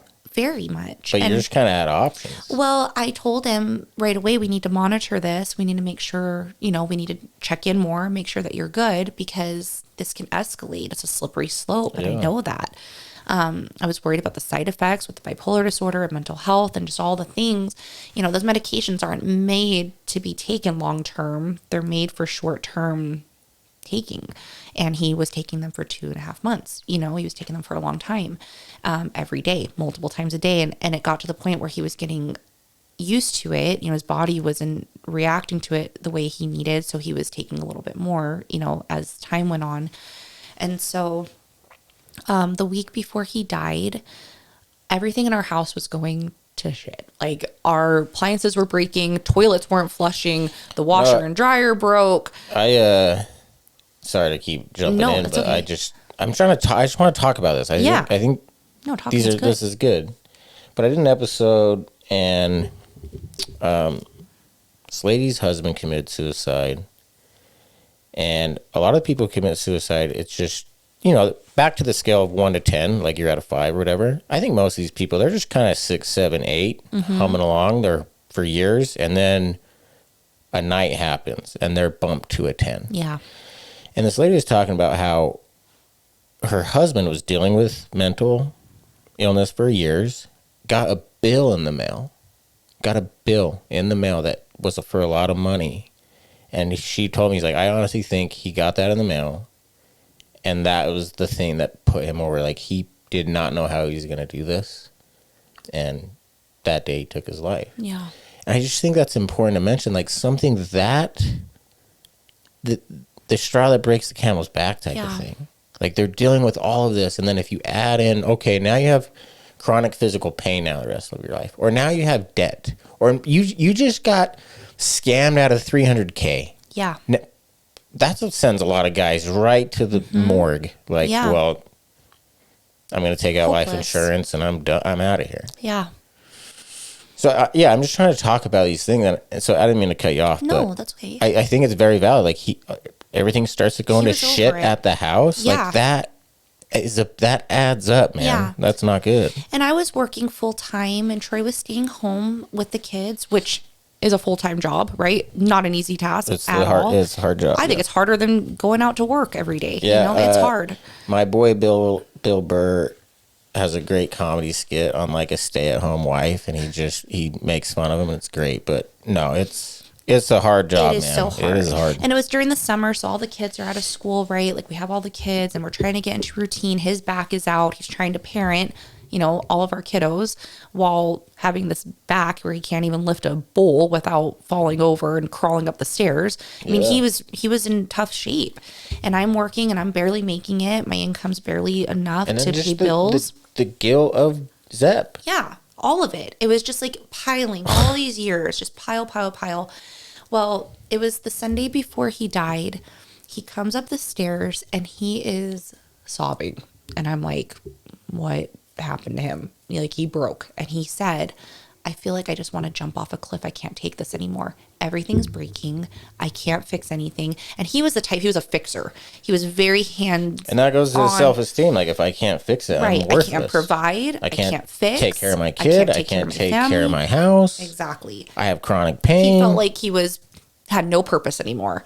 And he was like, everything's breaking. I can't even, lift up a hammer. I can't fix anything. I need to fix this. We can't afford to get new appliances. He was just at a point where he was breaking. And of course, right away, I said, are you safe? Did you mean that? Are you just struggling? And I just hugged him and I said, it's going to be okay. Like, we're going to be okay. And he was sleeping a lot with the muscle relaxers and stuff. He was so in and out. So I'll be honest, there was times where I was getting frustrated because I'm like, I'm working 60-hour weeks. I'm busting my ass at work. I'm barely making it financially. I'm struggling mentally, right? Like, I'm in a place where I'm very overwhelmed. My job was very high pressure at the time. I was opening up a new program for an esthetician program at a local college out here, and it was brand new, and I'm trying my best to manage that and manage employees and just do all these different things, plus manage my home and take care of Troy with his bad back, all this stuff, right? So we're both under a lot of pressure. So I'm not doing good, he's not doing good. Finally, I just was like, I need to help him, like, get out of myself, and just like, my husband's not well, so I'm like hugging him and I'm encouraging him. It's going to be okay. You're doing a great job. You can't control any of this. It's not your fault that your back is hurting. It's not your fault that you can't do these things. We're going to be okay. He was okay after that. It was like, he just needed that comfort, right? Like, the validation. After that, he was good. We worked through it. I said, let's find a solution.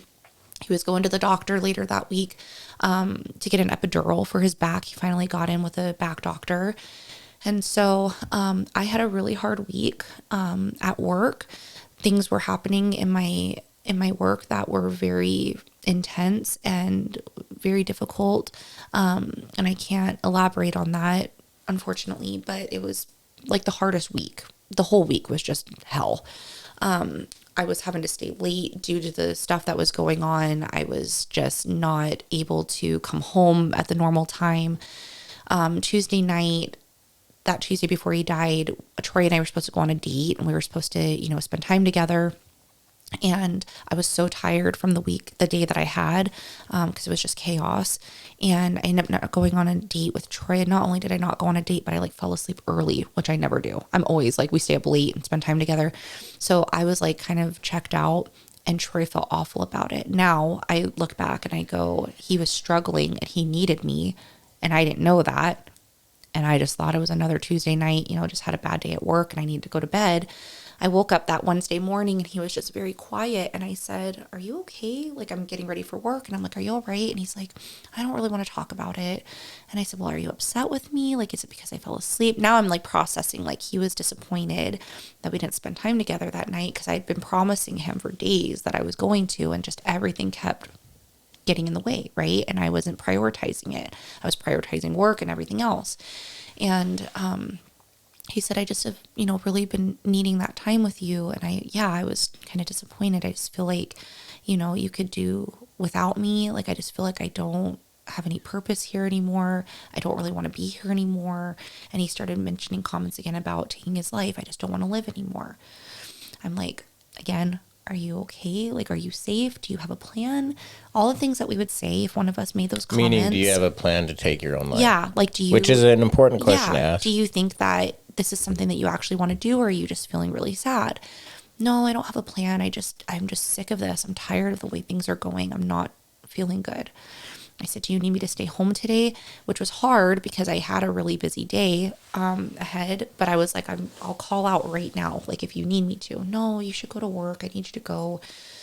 We need the money and all the things. And so, of course, I'm crying at this point. I feel like a freaking crappy wife and just feel like garbage. And I'm crying, and he texts me on my way to work and apologizes. And I'm like, you don't have to say sorry at all. Like, you didn't do anything. I'm the one that fell asleep. I, knew that you needed that. I didn't prioritize that. I promise you that this week, one of the days this week, like, we will spend time together. I will make sure it happens because I need it too. Like, I'm having a really hard week myself, and my mental health isn't great, and I need you. Like, we need each other. And so things were okay. I got home that day. It was the worst day of the week. Something awful happened at work, and I got home late, got home at like 7-8 o'clock at night. And when I got home, though, my house was spotless. Troy had cleaned everything, and I was like, how the heck did he manage to do that with a bad back and everything? It kind of was a weird feeling. I thought that, I mean, not unlike him, he cleaned and did all those things but just, anyways. Under his conditions, But it's weird. under his conditions and stuff, it was odd because it wasn't just like, oh, I cleaned a little bit. It was like the house was perfect. Like, even now, it sticks out. Yeah, like like- you wanted to mention. Yeah, like the house was spotless, and you could like eat off the floor, and it was perfect. And I'm like, I was so grateful, but shocked. The next day was Thursday. We watched a movie as a family, which was nice.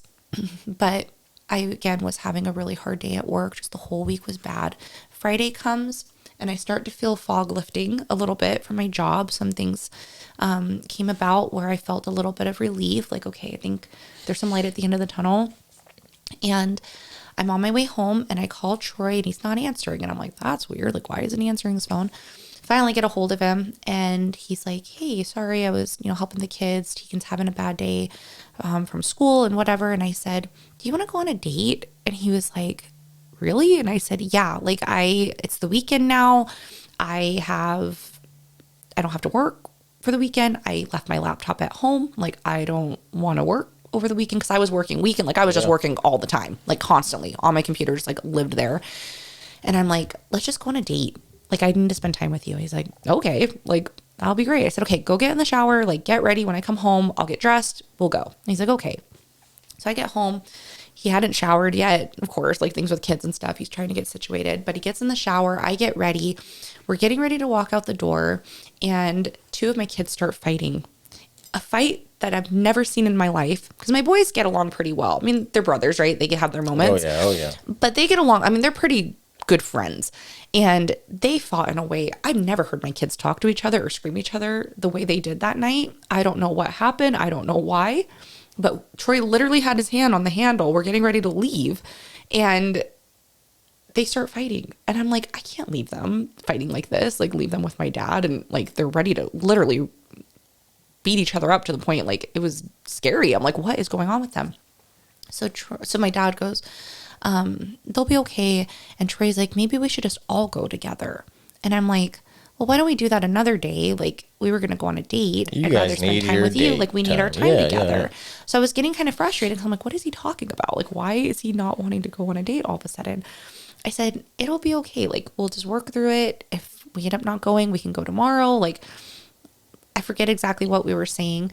But all of a sudden, this demeanor in Troy switched. He went from like happy, let's go on a date, to like shut down, Man. very blah, and almost like he was high. Like, I'm like, what switched in him? Like, he was just like, it's okay. Like, and he was talking in a way that was just kind of odd. I'm like, he's not talking like himself. He doesn't look like himself. What happened? And my kids, split up. They go in two different rooms. We're talking with Tegan. We're talking with Jackson. Well, Tegan had a friend whose birthday party was the next day. And so I said to Troy, why don't you just take Tegan and go get a birthday present for his friend, and we'll go on a date another time. And Troy's like crying. He's like, I really want to spend time with you. And I said, I know, like, I want to too. Like, I'm super bummed about it, but we can go tomorrow. Like, the kids need us, and it'll be okay. So he's like, okay, that sounds like a good idea. So my son goes and gets in the shower real quick. It's kind of later at night now. At this point, it's like 8 o'clock. It's getting late. And I go in the room and I like get into some pajamas, and he goes, I'd really like to give you a priesthood blessing. And I'm like, that's odd. Like, there's not really a reason. I didn't know if it was because of the rough week I was having or what it was. And a priesthood blessing is like when I'm just trying to explain this to a non-Mormon, but it's like when a father gives a blessing to his wife or kids. Yeah. It's a very Yeah. cool, Yeah. It's just like a sacred blessing thing. that, Comfort. blessing of comfort, of healing. Basically a prayer. He puts his hands on your head. Yeah. And just prays over me. So it wasn't unlike him to give blessings to me, but it was just weird that he asked me that night and was like adamant, like, I really want to do this for you. You think he did that because he knew? I think at that point he made a decision. Like, I'm kind of like you did. Like, I'm going to do it tomorrow. So what boxes do I want to check? What do I need to do? So, and what's weird is I never said no to these, but I said no that night. I was like, it's okay. Like, it's getting late. Maybe when you come home, like, I'm tired right now. And I was kind of frustrated, I'll be honest, because I was like, we're supposed to go on a date. Now we're not, and all week I've been trying to just like dedicate time to him. And I haven't had the chance to, and I've been feeling bad about it. So I'm like, maybe when you come back, like, I'm okay. Like, go get Tegan out, get the present. When you come back, we'll hang out and stuff. And he's like, okay. So he gives me a kiss, nothing crazy, just gives me a kiss and leaves. Immediately, my brain goes, I wonder if he took too much medicine. Like, maybe he took too many muscle relaxers or took too much of something before we started left. Acting weird. And because he was acting kind of funny. So I text him and I say, did you take too much medicine? Well, the phone lights up. It's in my bathroom. I'm like, he left his freaking phone at home. That's weird. Oh, no. But I'm not thinking too much yet, right? I'm still not too worried. This happens so quick from... Touch the door handle to go on a date. Decided to go take his life. Like, within a second. So impulsive and out of nowhere. So impulsive. Bipolar. Yeah. So he just went to level 10. 1 to 10. So I'm like, okay, he doesn't have his phone. I'm not thinking too much of it. I start working. What else am I going to do? Get on my computer. I start working. I fall asleep. I wake up. It's 11:30 at night, and I hear a knock on my door, and I answer it. It's my little girl, Lennon. And I'm like, Lenny, are you okay? Like, did you have a nightmare? She goes, that was the most boring night I ever had. I'm like, what are you talking about? She ended up going with Troy and Tegan that night. And so I'm like, what are you talking about? I didn't know she went. She's like, Dad would just kept crying, and we were at grandma's and we didn't even go to Walmart. And she's like telling me all this stuff. And I'm like, man, what are you talking about? I said, where's Dad? She goes, he's looking for Mark. Mark's his best friend. And I'm like, what do you mean he's looking for Mark? Mark's missing and he's looking for Mark. I'm like, looking at the clock, I'm like, it's almost midnight. He doesn't have his phone. Normally when you're looking for somebody, you're, I forgot my phone. You're going to come up, get your phone and go. I'm like, that doesn't sound right. Like, that doesn't seem right. So Tegan comes in. I said, Teague, was Dad okay? And he goes, Dad just kept crying and he dropped us back off and said he had to go find Mark. But he kept telling me, he like read scripture with me and prayed with me. And he kept telling me that I need to always look for the one and be their friend. So Troy used to talk, share parables of Jesus all the time. That was just like something he did with the kids, with all of us. Yeah. And he was sharing the parable apparently to them of the 99 and the one lost sheep, and to find that sheep and to love them and bring them home. You think that's just kind of how he felt? Like he was the lost sheep? He was definitely always thinking he was the one. Yeah. And he was vocal about that, with me. And I said, Tegan, was Dad acting weird? Like, what was going on? And he just said he just kept crying and he kept telling me that. I'm like, now I'm not feeling good about it because of the way he said on Sunday, the way he talked on Wednesday, the fact that we didn't go on the date, time of night, phone's in your bathroom, all the things. So you can't trace them. No, I call my dad because he's been staying with us. He was visiting, and I said, Dad, did Troy come in the house? He goes, no, I thought he was upstairs with you. I thought he snuck in. I said, Troy's not here. His phone is here. He's gone. And I told him, the things that Tegan and Lennon were saying and how he was acting. I tried to call his mom, but his mom had been sleeping at that point. It was late. I tried to call his friend Mark, and Mark said that he did see Troy that night and he was acting really weird, and he kept talking about Jesus, and he was trying to get Mark to, join church and go to church and all these things. He said, so I thought he took too much medicine. Mark wasn't religious? Well, he was Christian, but he wasn't a member of the church. I'm just trying to... Yeah. Just trying to get in Troy's shoes. Like, he's trying to, all right, I want to see my best friend before I do this. And what's the last... Right. It makes sense. I'm just trying to put myself in Troy's spot here. So he said, Troy did write a note. He like left a note with me, and He did leave a note? He did to Mark, not to me. It said Tony, because that's what they used to call each other, just as like as a joke, because Mark thought Troy's name was Tony for like ever, and so they just call each other that. It said, Tony, I love you, brother. It's time to come home, and he drew a rainbow on it. So he sends me a picture of this, and I'm like, I need to get in the car and find him. Something is wrong. I just know now at this point, he's either gone already, or he's thinking about it, or he ran away, or something weird happened. So I'm blowing up everybody's phone. I'm trying to call everybody. Nobody's answering because it's middle of the night. Nobody's awake. My dad, all the kids. At this time, I'm like, I don't know if he's in a psychosis. I don't know if something's wrong. And I didn't feel comfortable leaving the kids there in case something was bad. You know, I don't know. So I pick up all the kids. We're in the car from midnight to 4:30 in the morning. I am driving around. I went to the hospitals. I called the cops. I drove over the damn bridge 20 times easy. I'm going to his mom's house. I'm going to Mark's house. I'm going to back home. I'm going to the parks. I'm going everywhere I can think he could possibly be that's close in case he goes home that he might be at. And of course, I couldn't find him. Finally, it's like 3:30 in the morning. My friend calls me and she's like, what are you doing online? And I'm like, Tiff, I can't find Troy. He's missing. And I don't know where he is. And I don't know why this is happening. But I'm really worried at this point because the hospitals are like, we haven't had anybody come, you know, nobody's been hurt. I'm calling the cops. Did he get arrested? Maybe he took too much medicine. He got pulled over. He's not booked into anywhere. I call my bishop. He answers. He drives around. He's like, we can't find him. The cops are looking for him. It's so late at this point. I'm so tired. I'm like, I have to go to bed. So I go to bed. I lay down. And I start to say a prayer, and I hear, it sounds like Troy in my head, and all I hear is, I'm okay now, get some sleep. And I'm like, the frick? Can't sleep first now. off, why am I hearing your voice outside of your body in my head? Is it my anxiety? Am I just trying to talk some comfort to myself, thinking I'm hearing his voice of comfort, I'm okay? Oh, hold on. Sorry, I just got to okay. switch these batteries That's out. okay. So yeah, I'm like, I hear this voice. I'm like, why am I hearing that? That's weird. I fall asleep. I wake up. I slept 2 hours. Yeah, I was gonna say. I'm not sleeping. Yeah, I'm not sure how much sleep you actually get. Just enough to get me some energy. To be I able better to keep set looking the for him. alarm. Yeah, pretty much. I was like, I finally fell asleep a little bit. I woke up at 6. I get my kids settled. I'm calling for somebody to just watch them because at this point I'm like, I'm hiking. I'm putting on some shoes and I'm going to every mountain I can go on to, and I'm hiking until I find him because I know. So you're thinking he's dead now, I know it, and just hoping you that never maybe I'm find wrong. him and I'm wrong, and he'll hoping that maybe it was just me overthinking and he comes home. I bet you're just going in and out of all the. I was a mess. Anger, denial. I was a mess. Shock.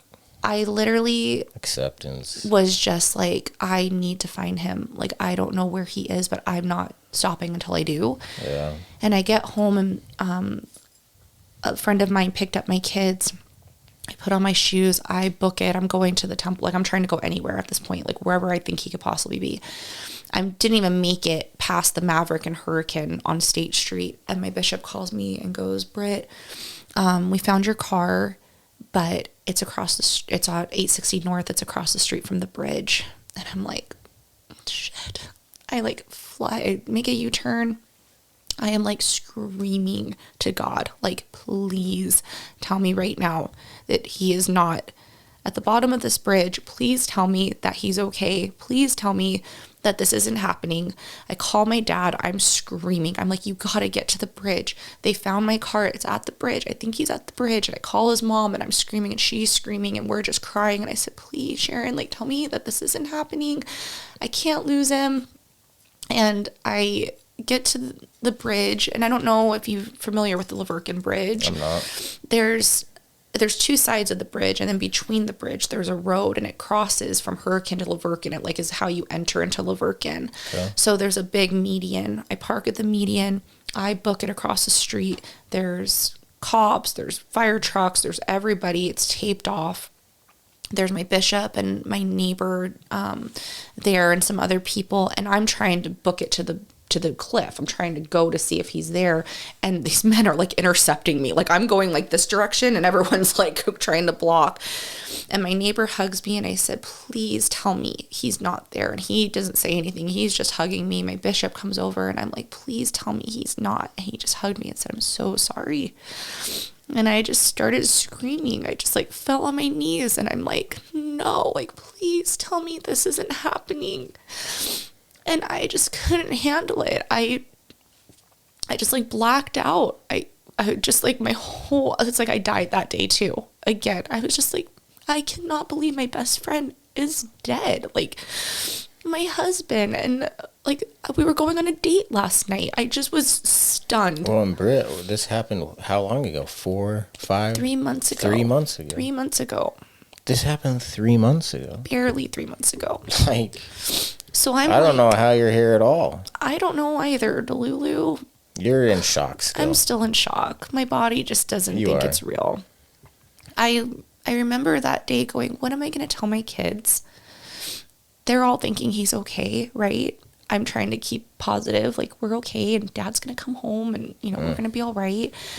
Well, when we had to tell them, first off, I had to go to the hospital. They were like, you need to go to the hospital. You need to take some medicine. And I got to the hospital and I said, please don't give me anything that's going to knock me out. I already know how this goes. I don't want to be knocked out. I need my kids. I need to be awake. I need to be able to make decisions. I need to be clear-headed. They knock me out all day. I'm in a hotel room, just like checked out. I mean, I don't even remember anything from that day until I finally like got that out of my system. I have to go tell my kids, and we sit them down at my mother-in-law's, and the car was at my mother-in-law's, so they thought that he was there. They thought he came home because the car was there. So they come in and they're like, where's dad? And they're all excited. Dad's back. The car is here. And I'm like, how am I going to tell them? I'm like sitting here going, I can't do this. I sit them down, and the second I told them, my son Tegan just started punching the ground and just started sobbing because he was with him last, and he had dropped them off, and he was like, I should have stayed with dad. I shouldn't have left him.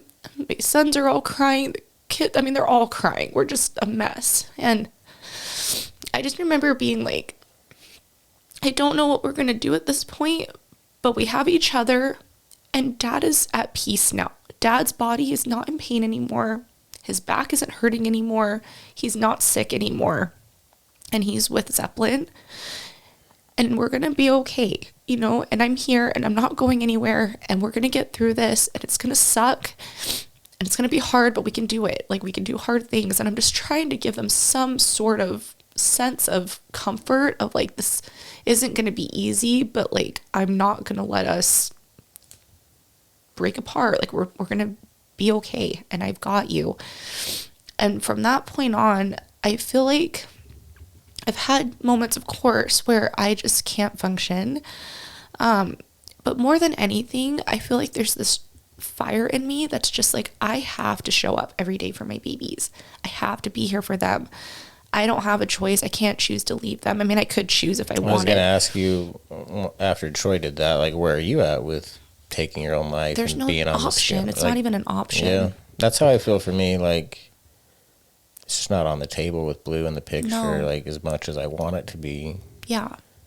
Oh, hell yeah. The thoughts are there for sure. The intrusiveness of like, this would be so much easier if I didn't have to do this. But I've seen what it's done. I see my kids, and my kids were very close to Troy, but they're even closer to me. I mean, my how kids are they, and I are how just are the kids attached. doing? They going to school? Are they functioning at all? So the kids are so resilient. They're so resilient. It's unreal. They homeschooled for a while. They couldn't go to school. It was hard for them because kids were asking, and they were struggling. So they homeschooled for a minute. A really good friend of mine took them under their wing and just helped me with them schooling. My last son goes back to school after Thanksgiving break. So for a couple weeks now, 2 of my other boys were in school, went back. My little girl has stayed in kindergarten the whole time.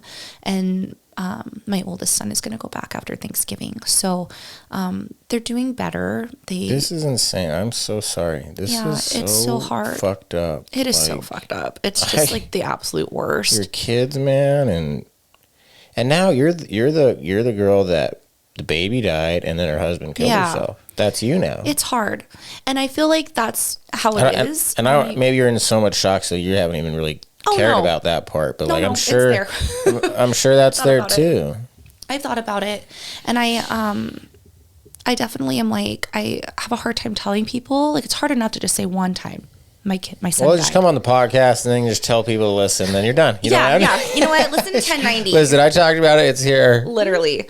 I'm like, it's hard enough to just mention one death, let alone two. It's very hard.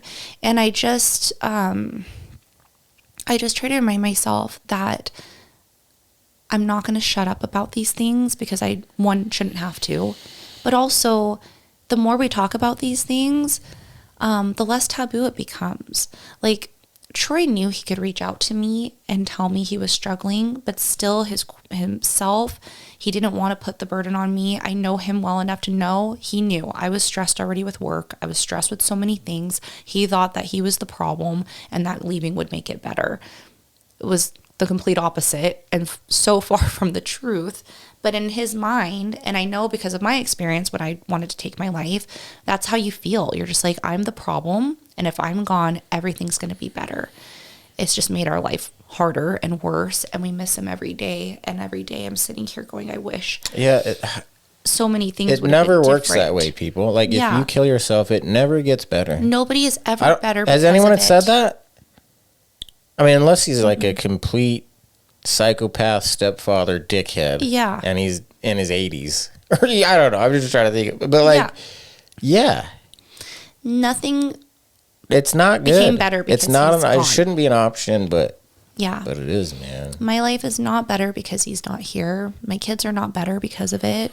Even yesterday, one of my kids, you know, we were just driving and we drove over the bridge. We have to drive over the stupid bridge, by the way, ask you if every you've been day. Back there, Oh, yeah. We have no choice. I literally literally have to. I think it's good for you, honestly. Yeah. I feel like it's better than avoiding it. It is, for because sure. it's just like, it is what it is. It's a reminder every day, but I'm thinking about it every day anyways. It's not the bridge that's making me think about it, right? Yeah. But we drove over the bridge and one of my kids said, if Dad was here, things would be normal again. You know, like, we're doing better in the sense like we're getting through it. But it's still so hard. 3 months.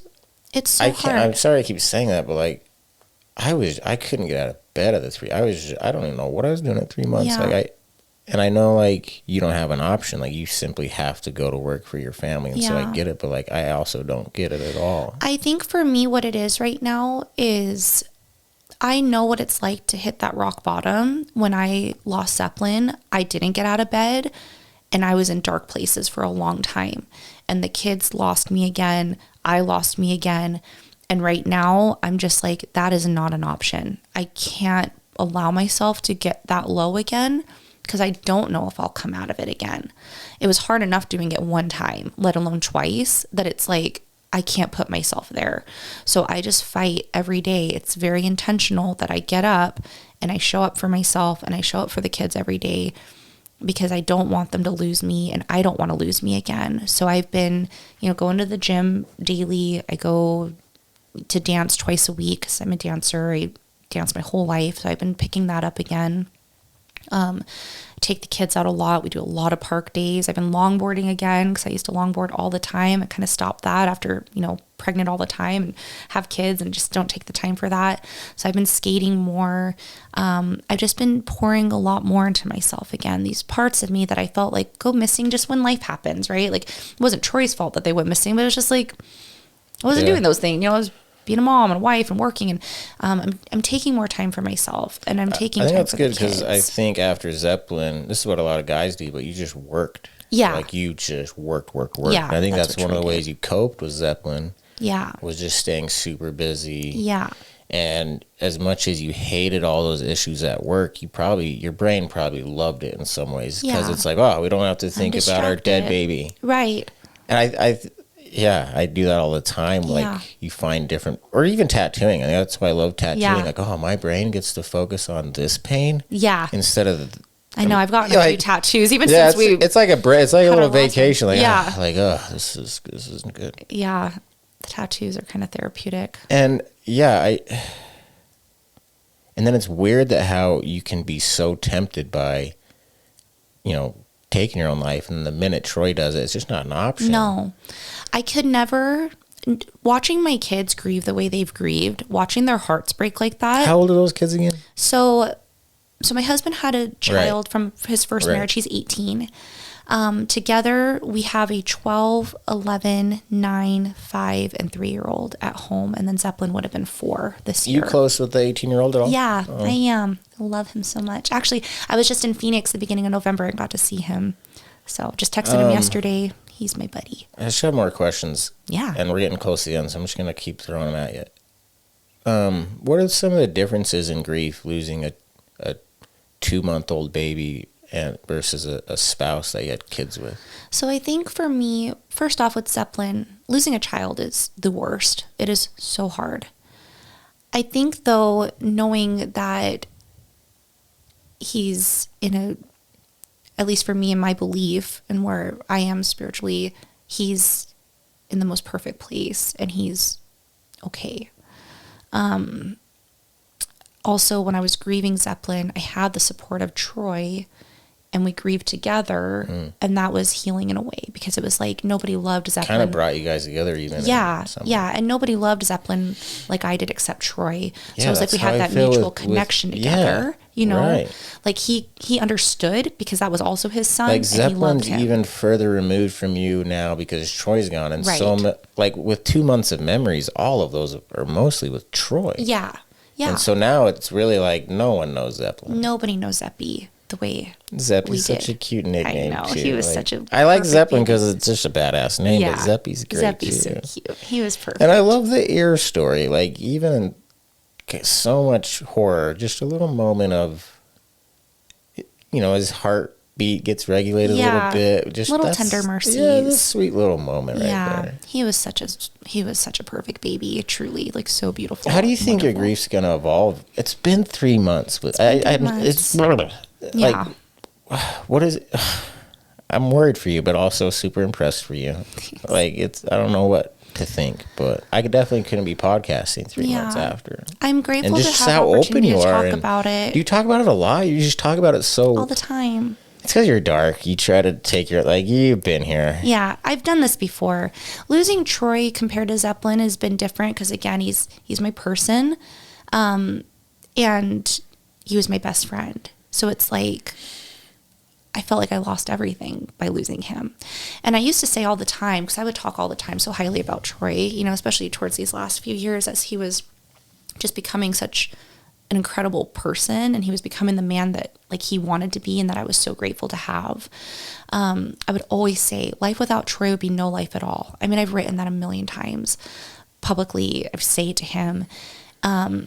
And it's been hard having to figure out life without him because it just feels like this isn't the life that I was supposed to have. I didn't want this. I didn't choose this. I didn't know, like I wasn't prepared for this. And,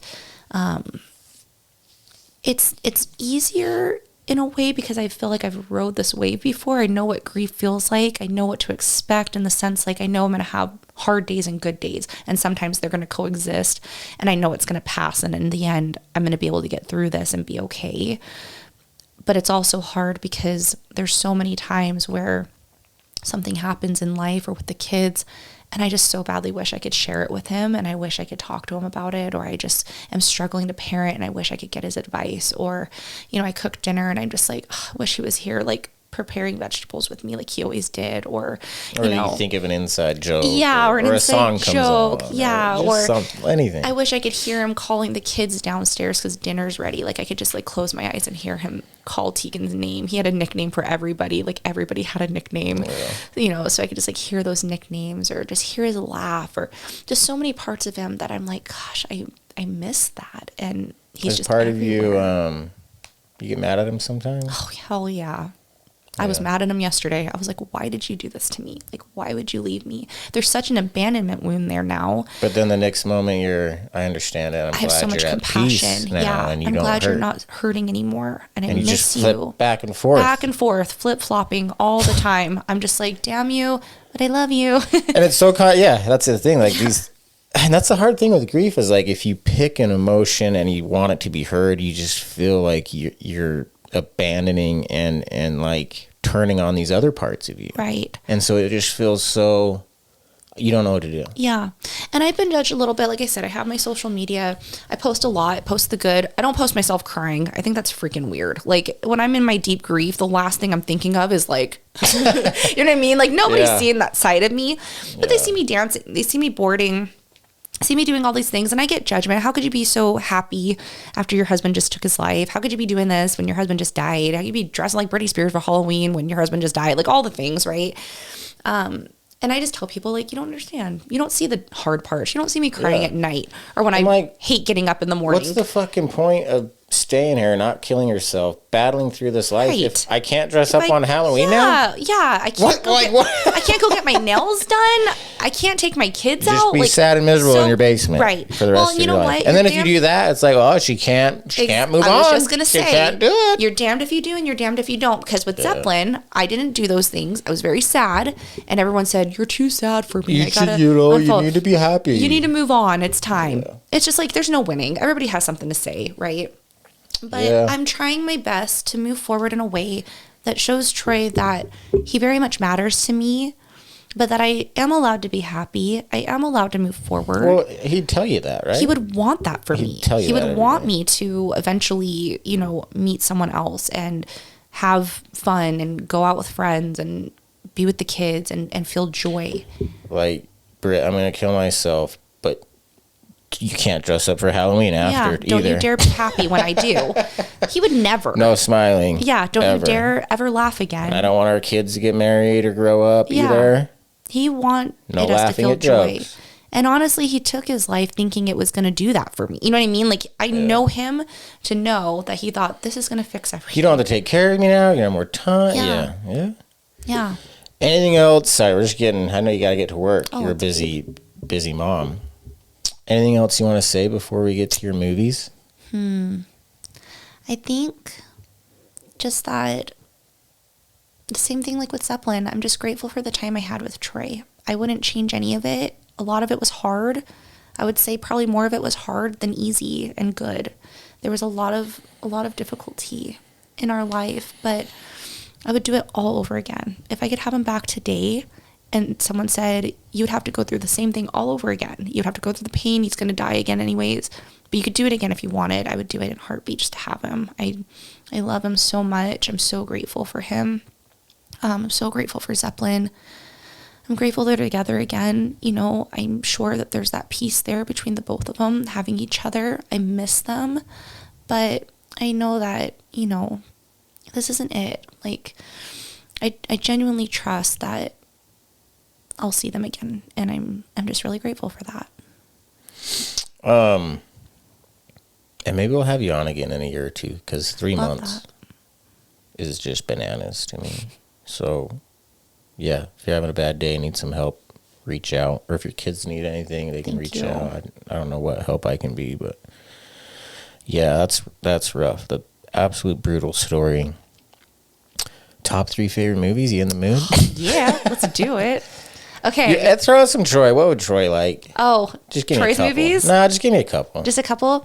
He loved Dirty Rotten Scoundrels. Okay. He loved all the vacation movies, like Christmas Vacation, Vegas Vacation. Yeah. Eat My Rubber. Chase. Yeah. Exactly. That's coming up. I like that one. Eat My Rubber. Yeah. He loved Christmas Vacation. And he loved Liar Liar. Anything with Jim Carrey. Audrey. I know. That's my top 3. That's one that I love. Even that the movie. wonderful little Jerry lies. Even the wonderful Jerry lies. I have to lie. That's one of my top 3. The goddamn pen is blue. Write it or I'll break it off. Yeah, the part when he beats himself up. Oh yeah. That's my favorite scene. What about when he's like, let's go to the bathroom, and he's like, can you hold it? He's like, yeah, but it's bad for the bladder and it's hard to get aroused. And he's like, is that true? And he's like, it has to be. It has to be. That's one of my favorite movies. That's my top 3. Okay. Yeah. Liar Liar. I love Billy Madison. Oh, this could be our milk. No milk is our milk. Barely past the 3rd grade.